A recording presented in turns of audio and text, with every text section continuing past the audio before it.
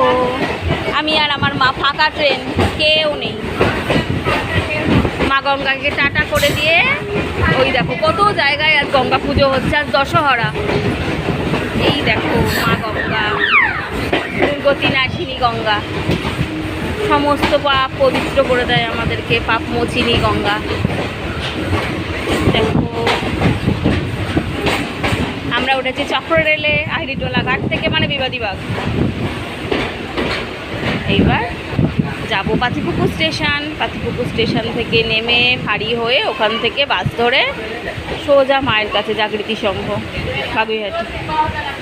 দেখো মানুষ কত জল ভরে, কত কষ্ট করে এরা বস্তির জীবন কাটাচ্ছে। কি সুন্দর লাগছে মা গঙ্গা, অপূর্ব অপূর্ব। কি যে ভালো লাগছে আজকে গঙ্গায় এসে। অনেক দিন পর বাড়ি থেকে বেরোলাম, মনটাও ভালো নেই। জানি না, তোমাদেরকে বলতে পারবো না হয়তো ঘটনাটা। যাই হোক, অনেক দিন বাদে বাড়ি থেকে বেরোলাম মায়ের সাথে, খুব ভালো লাগলো। আর কত নতুন লোকের সঙ্গে স্টেশনে আলাপ করলাম, তাদের দেখে কষ্ট হয়নি, আমার হিংসে হচ্ছে। ওরা সত্যিই ভালো আছে, বয়স্ক মহিলা যারা এখানে কাজ করে খায়। আর শুধু কাজ করে খায় না, তারা হাসি খুশি জীবনযাপন করছে, খুব ভালো আছে তারা, সংসারের বাঁধন ছাড়া। ছেলেরা তাদেরকে দেখে না, স্বামী মরেছে, বাড়ি থেকে বের করে দিয়েছে মেরে ধরে।